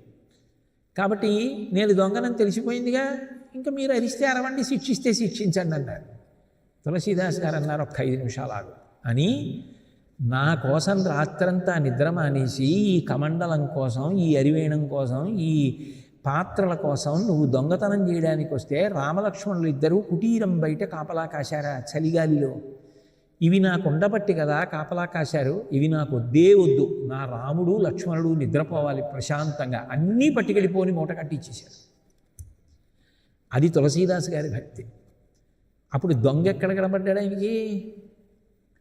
అంతా రామమయం, జగమంతా రామమయం. అలా కనపడాలి అంటే దానికి నాకు శ్రీ గురు చరణ సరోజరజ, ఆ గురువుగారి పాదములకు అంటుకున్నటువంటి ధూళికణం నా మనసు అన్న అద్దం మీద పడాలి. పడితే అటువంటి స్థితి నాకు కలుగుతుంది. నిజమేనా అంటే భాగవతంలో యమధర్మరాజు గారు తన దూతలతో మాట్లాడుతూ అంటాడు, పరమ భాగవతుల పాదధూళి సమస్త తీర్థ సారమనుచు తెలియలేని వారి వారి వారి వారి తొలుత కట్టి తెండు దూతలార అన్నాడు. అసలు తెలుసుకోవలసిన రహస్యం ఏమిటో తెలుసా? పరమ భాగవతుల పాదధూళి. పరమ భాగవతోత్తములు ఉంటారే, వాళ్ళ పాదములకు అంటుకుంటున్నటువంటి మట్టి యందు సమస్త తీర్థముల యొక్క సారము ప్రవేశిస్తుంది. ఆ ధూళి తల మీద ఒక్క కణం వేసుకుంటే సమస్త తీర్థముల యందు స్నానం చేసినట్టే. అటువంటి భాగవతోత్తములు రావాళ్ళు, వాళ్ళ పాదములకు అంటుకున్న ధూళి కణానికి అంత శక్తి ఉంటుంది, అంత పవిత్రమూర్తులు వాళ్ళు. వాళ్ళ పాదాలకి అంటుకున్న ఒక ధూళి కణంలోకి సమస్త తీర్థముల సారం చేరుతోందని తెలుసుకోలేక వాళ్ళని కూడా సామాన్యులుగా భావన చేసిన వాళ్ళు ఉన్నారే, వాళ్ళని వారి వారి వారి వాళ్ళతో చేరిన వాళ్ళు, వాళ్ళతో చేరిన వాళ్ళు, అక్కడున్న వాళ్ళతో చేరిన వాళ్ళు వీళ్ళే గారు. చేరిన వారి తెలియలేని వారి. అసలు అంత గొప్పవి ఆ పాదాలు, అంత గొప్పదా పాదధూళని తెలుసుకోలేకపోయిన వాళ్ళు ఉన్నారే, వారి చేరిన వారి, ఆ తెలుసుకోలేకపోయిన వాళ్ళతో చేరి తిరుగుతున్న వాళ్ళు ఉన్నారే, వాళ్ళని తొలుత కట్టి తెండు దూతలారా, వాళ్ళని ముందట్టుకొచ్చేయండి. వాళ్ళ పాద ధూళిలో సమస్త తీర్థములు ఉన్నాయని తెలుసుకున్న వాళ్ళు ఉన్నారే, వాళ్ళ జోలికి వెళ్ళకండి. మహాత్ముల జోలికి కాదు, మహాత్ముల పాదధూళి వైభవం తెలుసున్న వాళ్ళ జోలికి వెళ్ళకండి అన్నాడు యమధర్మరాజు గారు. అంటే భాగవతంలో వ్యాస భగవానుడంతటి వాడు నిర్ధారించినటువంటి విషయం అజామిలోపాఖ్యానంలో పోతన గారు ఆంధ్రీకరించింది. అంత గొప్పవి ఆ పాదాలు, మా గురువుగారి పాదాలంటే అవేం మామూలు విషయమా? అనేక జన్మ సంప్రాప్త కర్మబంధ విదాహిని జ్ఞానానల ప్రభావేన తస్మై శ్రీ గురవే నమః. అగ్నిపర్వతం కనపడితే దూరంగా జరుగుతారు, బద్దలవుతుందేమో, లావా వస్తుంది మీరకని. నడిచి వెళ్ళిపోతున్నటువంటి జ్ఞానాగ్ని పర్వతం అది. అది జ్ఞానాగ్ని రగులుతోంది అందులో. ఎప్పుడు ఊపిరి తీస్తే, ఊపిరి వదిలిపెడితే అవే భావనలు, అవే ఆలోచనలు, అవే వాటి గురించి ఎప్పుడు చింతన. జ్ఞానానల ప్రభావేన అని జ్ఞానాగ్ని పర్వతం కాళ్ళు చేతులతో నడిచి వెడుతోంది. అది ఏం చేస్తుంది? అనేక జన్మ సంప్రాప్త కర్మబంధ విదాహినే. అటువంటి మహాపురుషుడికి దగ్గరగా ఉండడం, అటువంటి మహాపురుషుడితోటి సంబంధం కలిగి ఉండడం కాల్చేస్తుంది. దేన్ని? కోట్ల జన్మల నుంచి వస్తున్నటువంటి కర్మబంధములు కాలిపోతున్నాయి. అంతటి మహాపురుషుడు గురువు. కాబట్టి అనేక జన్మ సంప్రాప్త కర్మబంధ విదాహినే జ్ఞానానల ప్రభావేన తస్మై శ్రీ గురవే నమః. పార్వతీదేవితో పరమేశ్వరుడు చెప్తాడు. అందుకే నగురోరధికం నగురోరధికం నగురోరధికం ఇది శివశాసనతః. ఇక గురువు కన్నా అధికుడు లేడు పార్వతీ లోకంలో అన్నాడు.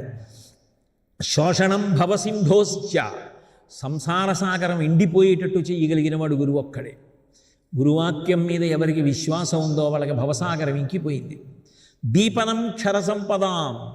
గురువు యొక్క అనుగ్రహం పొందినటువంటి వాడికి గ్రహస్థితులతో సంబంధం లేదు.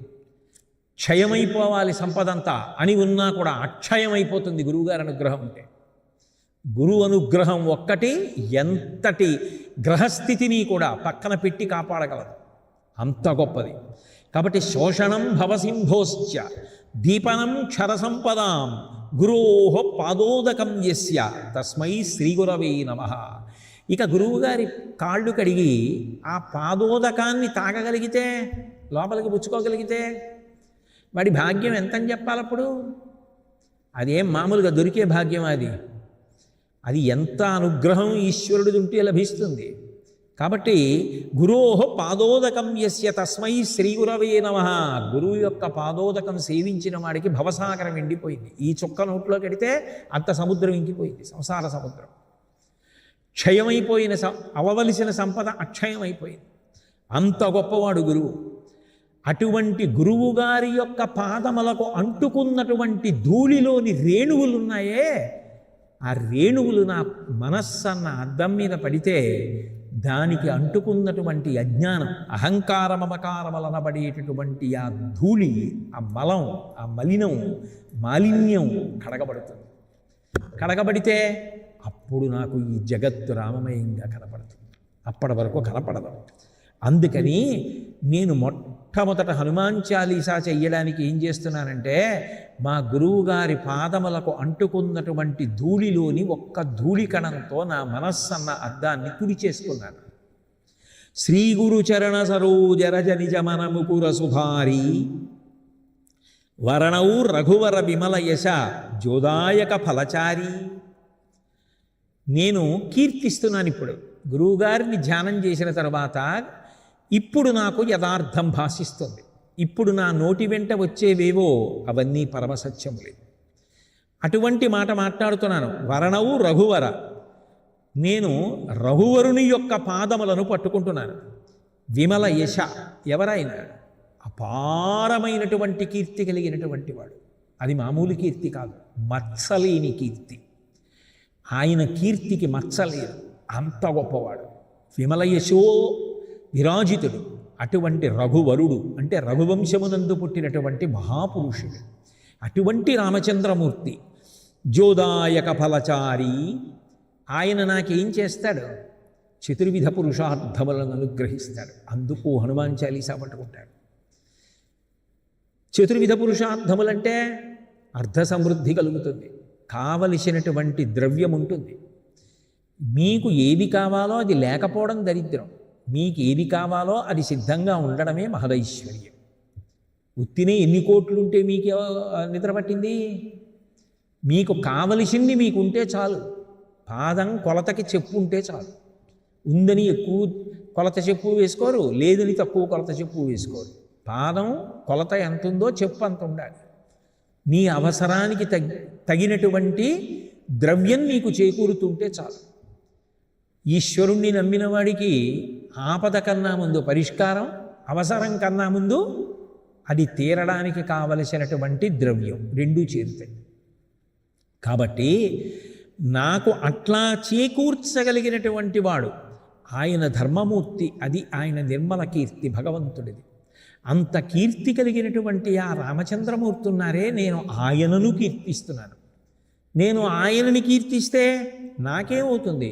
జోదాయక ఫలచారి, అర్థము ధర్మము చేత ముడిపడుతుంది, కామము ధర్మము చేత ముడిపడుతుంది, మోక్షము సునాయాసంగా లభిస్తుంది.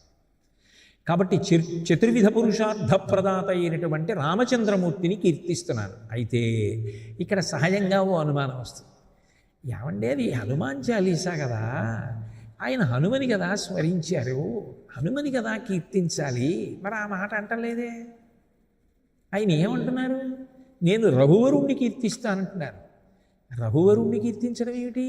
హనుమని కదా కీర్తించాలి అంటే అక్కడ ఒక విశేషం ఉంది. రామచంద్రమూర్తి తన అవతార పరిసమాప్తి చేసేసే ముందు నరులకు ఒక్కడికి కూడా చిరంజీవిత్వం ఇవ్వలేదు. నరుడిగా వచ్చినటువంటి రాముడు చిరంజీవిత్వాన్ని 5 వానరములకు ఇచ్చాడు. అందులో హనుమ, విభీషణ, మైంద, ద్వివిధ, జాంబవంతులు ఈ 5 ఉన్నారు. ఇందులో హనుమని అడిగారు, హనుమ నన్ను విడిచిపెట్టి నువ్వు ఉండలేవు కదా, నేను అవతార పరిసమాప్తి చేస్తున్నాను, నువ్వు కూడా నాతో వస్తావా అని అడిగారు. అడిగితే హనుమ అన్నారు, మీరొకటి మీ కథ ఒకటినా, మీరొకటి మీ నామం ఒకట, రామా అంటే పలికేది మీరే కదా, తత్వం ఎక్కడికి వెళుతుంది అవతార పరిసమాప్తి చేస్తే? రామా అంటే పలకరా? రామ కథ చాలదా? కాబట్టి మీ కథ ఉన్నంత కాలం నాకు చాలు, మీ నామ ఉన్నంత కాలం నాకు చాలు అంటే రామచంద్రమూర్తి పొంగిపోయి ఒక ఆదేశం ఇచ్చారు హనుమకి. మత్కథా ప్రచరిష్యంతి యావల్లోకే హరీశ్వర తావద్రమస్య సుప్రీతో మద్వాక్యం అనుపాలయ. హనుమ నీ భక్తి నాకు తెలుసు, ఎక్కడెక్కడ రామ కథ చెప్పబడినా, ఎక్కడ రామ గుణకీర్తనం జరిగిన, ఎక్కడ రాముడి యొక్క వైభవం ప్రకాశింపచేయబడుతున్నా అక్కడక్కడ నువ్వు వెళ్ళి కూర్చో. వాడు ఎంత శక్తివంతుడు నీకు అనవసరం. రామగుణములను ప్రస్తుతి చేస్తున్నాడు అంటే చాలు, తావద్రమస్య సుప్రీతో, మామూలుగా కాదు. నాకు తెలుసు వచ్చినవాడా, రానివాడా, విద్వాంసుడా, పండితుడా, ఇవన్నీ నీకు అనవసరం. ఎందుకని నీ మనస్థితి అటువంటిది. నా గురించి చెప్తే చాలు నువ్వు పొంగిపోతావు.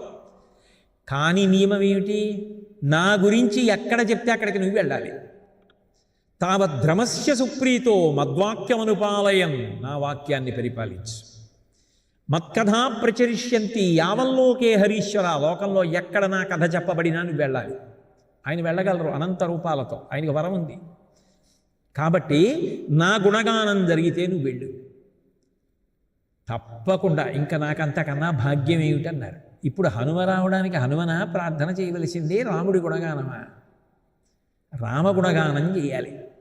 రామగుణగానం చేస్తే హనుమ వస్తారు కానీ మరి హనుమ గుణగానం అవుతుందా అంటే రాముడు హనుమ అని ఇద్దరు ఉండరు. నిజానికి తత్వంలో ఉపాసన చెయ్యగా తాను ఉపాసన చేసిన వస్తువు తానైపోతాడు.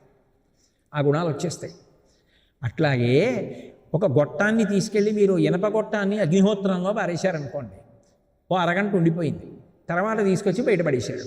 అది చూడడానికి మామూలు గొట్టంలా ఉంటుంది. ఎవడో వెళ్ళి గొట్టం కదా అని పట్టుకున్నాడు అనుకోండి, చెయ్యి కాలుతుంది. ఇప్పుడు గొట్టము వేడి రెండని వేరువేరుగా కనపడ్డాయా? కనపడవు. ఒకసారి అగ్ని యందు తప్తమైన తరువాత ఇనప గొట్టంలోకి వేడి కూడా కనపడకుండా చేరిపోయినట్టే రామ గుణగానం చేసినప్పుడు హనుమ కూడా అందులోకి అన్వయమైపోతాడు. 2 కారు కాబట్టి రాముడే హనుమ. తత్వంలో ఉపాసన చేసి ఆయన అటువంటి రమిస్తున్న స్థితిలో ఉంటారు. ఎత్ర ఎత్ర రఘునాథ కీర్తనం తత్ర తత్ర కృతమస్తకంజలిం భాష్పవారి పరిపూర్ణలోచనం మారుతిం నవతరాక్షసాంతకం. మామూలుగా కాదుట, ఇలా తలెత్తి వినట. ఆ ఆనందంతో వినడం మొదలెట్టగానే ఇలా తల వంగిపోతుందట. వంగిపోయి కంటి వెంట చుక్కా పడ్డం కాదుట, ధారల కింద ఆనంద భాష్పాలు కారిపోతూ అలా కూర్చుని బాష్పవారి పరిపూర్ణలోచనం, కళ్ళన్నీ నీళ్లతో నిండిపోయి ఆనంద బాష్పాలతో పరవశంతో తల ఉంచుకొని వింటూ ఉంటారట. ఎక్కడ రఘువరుని కీర్తన జరుగుతుందో అక్కడికి హనుమ వస్తారు. ఇప్పుడు హనుమని తీసుకురావాలి అంటే మార్గం ఏమిటి? రఘువర గుణగానం చేయాలి. అందుకని నేను రఘువరుని గుణగానం చేస్తున్నాను. ఏమని చేస్తున్నాను అంటే, మళ్ళీ నేనేమి రాముడి యొక్క గుణాలన్నీ రక్షిత జీవలోకస్య ధర్మస్య పరిరక్షిత రక్షితాసస్య ధర్మస్య జనస్య రక్షిత ఇన్నన్నం. ఒక్క మాట అంటున్నాను, విమల యశ, ఆయనది స్వచ్ఛమైన కీర్తి కలిగిన రఘువరుడు అన్నారు. ఎందుకని? రఘుమహారాజు పుట్టిన కారణం చేత రఘువంశమే అంత గొప్పవైపోయింది. త్యాగాయి సంభృతార్థానాం సత్యాయ మితభాషిణాం యశసై విజిగీషూణాం ప్రజాయి గృహమైధినాం అంటాడు కాళిదాసు రఘువంశంలో. ఎంత సంపాదించినా దానం చేసేశాడు. ఎంత దిగ్విజయ యాత్ర చేసినా కీర్తి కోసం చేశాడు, హింస కోసం కాదు. ఉండాలి కీర్తి ఎందు అనురక్తి ఉండాలి. యశవునందు అనురక్తియు ప్రకృతి సిద్ధగుణంబులు సజ్జనాళికిన్ అంటాడు కదా భర్తృహరి. ఆపదలందు ధైర్యగుణ మంచిత సంపదలందు దాల్మియున్ భూపసభాంతరాళమన పుష్కళ వాక్చతురత్వము ఆజిబాహా పటుశక్తియున్ యశమునందు అనురక్తియు ప్రకృతి సిద్ధగుణంబులు సజ్జనాళికిన్ అంటాడు. ఆ కీర్తి మీద అనురక్తి ఉండాలి. నా కీర్తి మాసిపోకూడదు అన్న కోరిక ఉండాలి మనిషికి. అది సజ్జనుడికి ఉండవలసిన లక్షణం. కాబట్టి అటువంటి విమల యశ, అటువంటి రఘుమహారాజు కీర్తిని దాటిపోయినవాడు రామచంద్రమూర్తి. అంత గొప్ప కీర్తి కలిగినటువంటి వాడు మా స్వామి రామచంద్రమూర్తి. అటువంటి రామచంద్రమూర్తి యొక్క గుణములను మనసులో స్మరిస్తున్నాను. ఆయన కీర్తికి కారణమైనటువంటి గుణములను మనసులో స్మరిస్తున్నాను. ఏమిటి అంత గొప్ప గుణములు రామచంద్రమూర్తి ఎందున్నవి అనడానికి ఆయన ఏమిటి స్మరిస్తున్నారు అంటే, ఏ గుణములు వాల్మీకి మహర్షి మొట్టమొదట తన దగ్గరికి వచ్చినటువంటి నారదుణ్ణి అడిగాడో, ఏ గుణములను ఆధారం చేసుకుని రామకథంతా సంక్షేప రామాయణంగా చెప్తే 24,000 శ్లోకాల రామాయణంగా బ్రహ్మగారి మాట చేత విస్తరింపబడిందో ఆ గుణములను రాముడివి స్మరిస్తున్నాడు.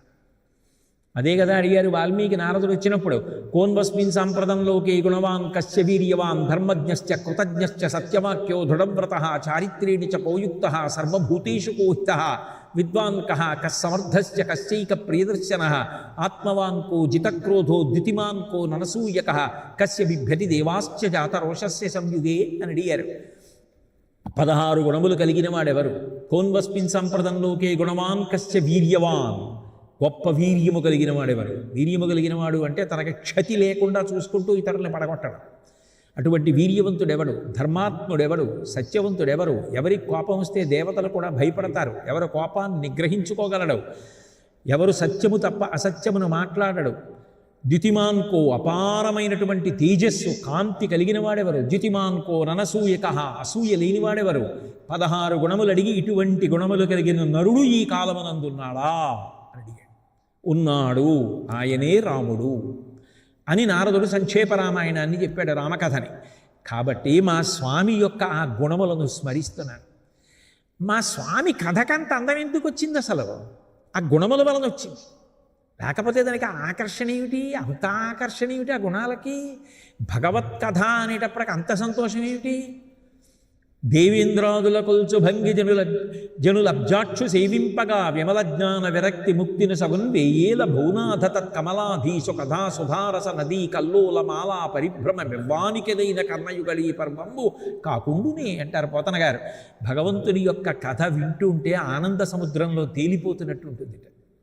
ఎందుకు ఆ కథకంత గొప్పతనం అంటే, కథ అంటే ఆయన చరిత్ర.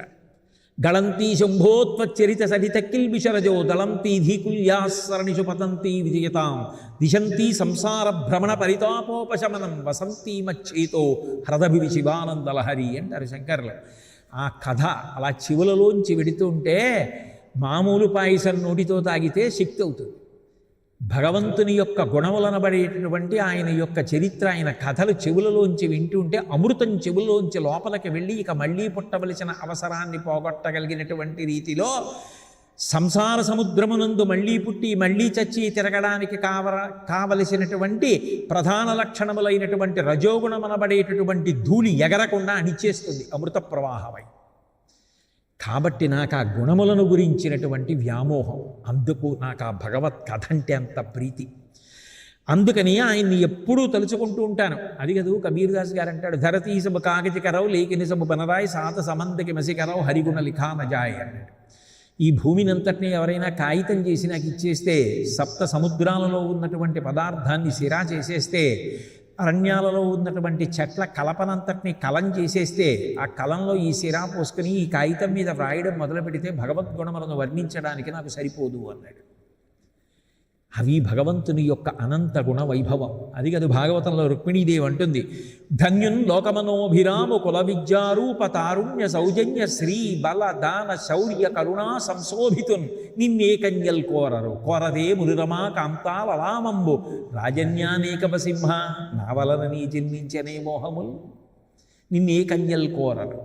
ఈ ఒకటా రెండా? అనంత కళ్యాణ గుణ సంపన్నుడవి శ్రీహకాంతాయ కళ్యాణ నిధయే నిధయేర్దినాం శ్రీవేంకట నివాసాయ శ్రీనివాసాయ మంగళం అంటాం కదా. శ్రీహకాంతాయ కళ్యాణ నిధయే నిధయేర్దినా, నిధి కళ్యాణ గుణాలకి. అంత గొప్ప మహానుభావుడివి, అన్ని గొప్ప గుణములు కలిగినటువంటి భగవంతుడున్నాడే, ఆ రామచంద్రమూర్తి ఉన్నాడే, ఆ కథ ఎంత చెప్పినా అందమే.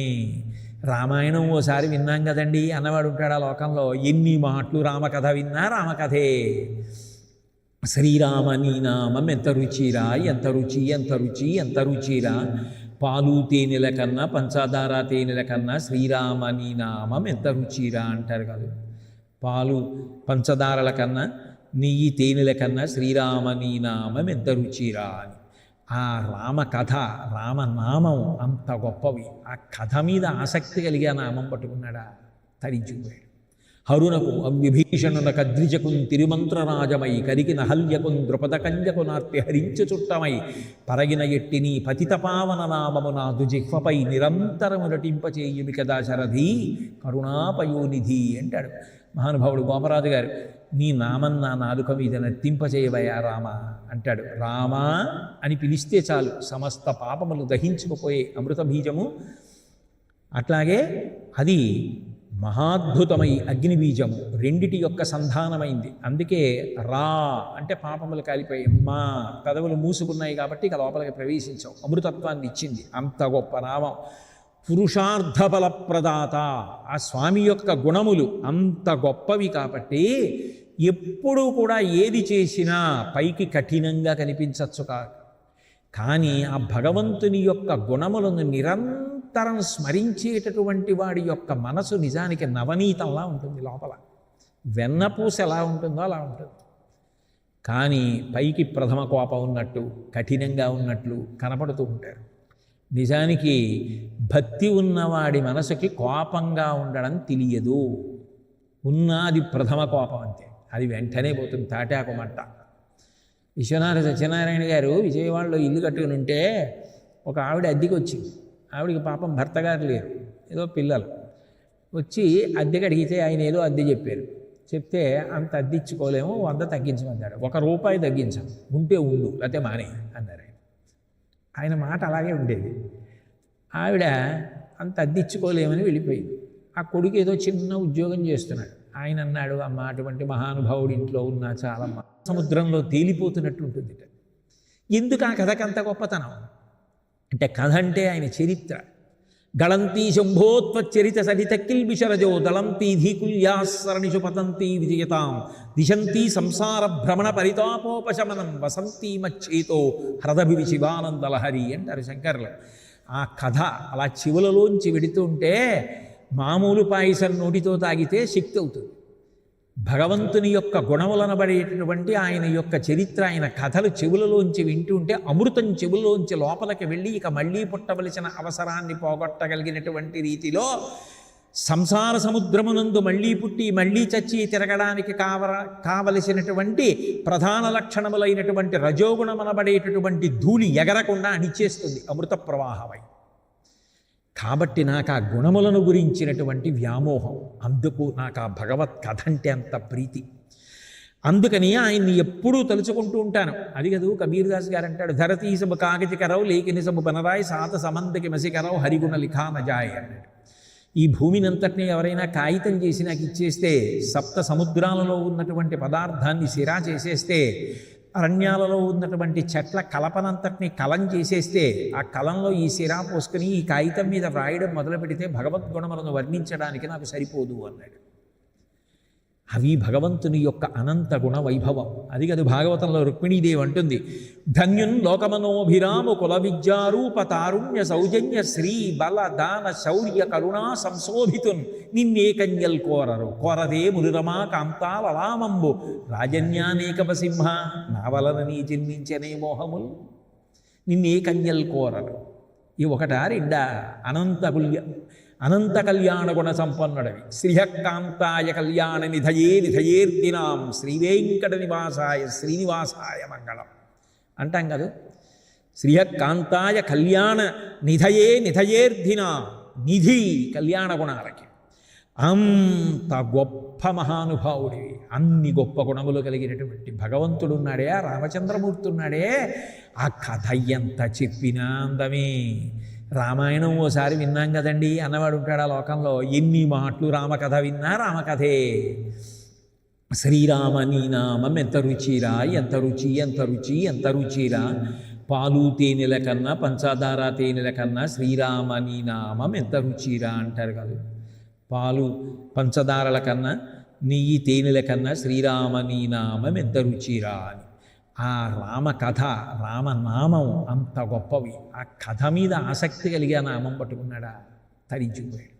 హరునకు విభీషణున కద్రిజకున్ తిరుమంత్రరాజమై కరిగిన హల్యకున్ ద్రుపదకంజకు నార్తి హరించు చుట్టమై పరగిన ఎట్టిని పతిత పావన నామము నాదు జిహ్వపై నిరంతరము నటింపచేయుమి కదా శరధి కరుణాపయోనిధి అంటాడు మహానుభావుడు గోపరాజు గారు.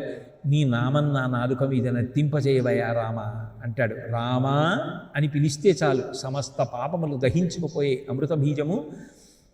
అట్లాగే అది మహాద్భుతమై అగ్ని బీజము రెండిటి యొక్క సంధానమైంది. అందుకే రా అంటే పాపములు కాలిపోయి, మా పెదవులు మూసుకున్నాయి కాబట్టి ఇక లోపలికి ప్రవేశించవు, అమృతత్వాన్ని ఇచ్చింది. అంత గొప్ప నామం. పురుషార్థ బలప్రదాత, ఆ స్వామి యొక్క గుణములు అంత గొప్పవి కాబట్టి ఎప్పుడూ కూడా ఏది చేసినా పైకి కఠినంగా కనిపించవచ్చు కాదు, కానీ ఆ భగవంతుని యొక్క గుణములను నిరంతరం స్మరించేటటువంటి వాడి యొక్క మనసు నిజానికి నవనీతంలా ఉంటుంది. లోపల వెన్నపూస ఎలా ఉంటుందో అలా ఉంటుంది. కానీ పైకి ప్రథమ కోపం ఉన్నట్టు కఠినంగా ఉన్నట్లు కనపడుతూ ఉంటారు. నిజానికి భక్తి ఉన్నవాడి మనసుకి కోపంగా ఉండడం తెలియదు. ఉన్నది ప్రథమ కోపం అంతే, అది వెంటనే పోతుంది తాటాకు మంట. విశ్వనాథ సత్యనారాయణ గారు విజయవాడలో ఇల్లు కట్టుకుని ఉంటే ఒక ఆవిడ అద్దెకి వచ్చింది. ఆవిడికి పాపం భర్త గారు లేరు, ఏదో పిల్లలు. వచ్చి అద్దెకి అడిగితే ఆయన ఏదో అద్దె చెప్పారు. చెప్తే అంత అద్దె ఇచ్చుకోలేము, 100 తగ్గించమన్నాడు. ₹1 తగ్గించాం, ఉంటే ఉండు లేకపోతే మానే అన్నారు. ఆయన మాట అలాగే ఉండేది. ఆవిడ అంత అద్దెచ్చుకోలేమని వెళ్ళిపోయింది. ఆ కొడుకు ఏదో చిన్న ఉద్యోగం చేస్తున్నాడు. ఆయన అన్నాడు, అమ్మ అటువంటి మహానుభావుడి ఇంట్లో ఉన్నా చాలమ్మా, మన జీవితాలు బాగుపడతాయమ్మా, ఆయన అనుష్ఠానం చేసేటటువంటి ఇల్లది, అందులో ఉందామమ్మా, డబ్బులు పోతే పోయి అని చెప్పి ఆ ఇంట్లోనే అద్దెకొచ్చారు. వచ్చిన తర్వాత దగ్గరగా ఓ 18 ఏళ్ళలో ఎంతో అయిపోయింది. వాళ్ళు అలాగే ఉన్నారు, ఆయన అలాగే ఉన్నారు. ఆయన అద్దె పెంచింది లేదు, అడిగింది లేదు. వాళ్ళు ప్రతీ నెల ఇచ్చేవారు, అద్దె చేసుకునేవాడు. వాళ్ళ కష్ట సుఖాలు మాత్రం పరికిస్తూ ఉండేవారు. వాళ్ళ అమ్మాయి పెళ్లి కుదిరింది, పట్టుకెళ్ళి శుభలేఖ ఇచ్చారు. వాళ్ళు, మా అమ్మాయి పెళ్లి కుదిరిందండి. పడక కుర్చీలో పడుకుని ఉన్నారు. ఆహా, పెళ్లి కుదిరిందా, ఎంత ఖర్చు అవుతుందో అన్నారు. వాళ్ళు ఏదో ఇంత అని చెప్పారు. ఆహా అన్నారు. ఆ తర్వాత పక్కవాట రాత్రి ఆ తల్లి కొడుకు ఇంత డబ్బు ఎక్కడి నుంచి తేవాలో ఏమిటో మంచి సంబంధం అని మాట్లాడుకుంటున్నారు. మర్నాడు పొద్దున్న 11ంటికి వాళ్ళిద్దరినీ పిలిచారు, తల్లిని కొడుకుని పిలిచి వాళ్ళకి ₹1,00,000 చేతిలో పెట్టి హాయిగా పెళ్లి చేసుకోండి, అప్పు చేయకండి అన్నారు. వాళ్ళు కాళ్ళ మీద పడిపోయి ₹1,00,000 అన్నారు. నేనేం కొత్తగా తెచ్చి ఇచ్చానా, మీరు ఇచ్చిన డబ్బే బ్యాంకులో వేశాను, అది మీరే అద్దె అన్న పేరుతో ఇచ్చారు, మీ కుటుంబానికి పనికొస్తుందని పుచ్చుకున్నాను, ఆ డబ్బే మీకు ఇచ్చాను, నేనేం కొత్తగా ఏం మీకు ఉపకారం చేయలేదు, నన్నేం మీరు స్తోత్రం చేయక్కర్లేదన్నారు. ఆయన డబ్బులతో వెండి బిందెలు కొనిచ్చారు ఆ అమ్మాయికి. ఆయన ఆ రోజున పెళ్లిలో వచ్చిన వాళ్ళందరికీ వడ్డిస్తూ ఉంటే విశ్వనాథ వారు వడ్డిస్తున్నారని ఎంత సంతోషపడిపోయి తిన్నారు. ఆఖరణ ఆయన భోజనం చేస్తుంటే అందరూ వడ్డించేవాళ్ళే, సహజం కదా, అందరూ ఆయనకి వడ్డించేవాళ్ళే. అంటే పైకి కఠినంగా ఉన్నట్టుంటారు, లోపల అంత ఆర్ద్రత. ఎందుకని అంటే అది అంటించుకున్నది కాదు, తెచ్చిపెట్టుకున్నది కాదు.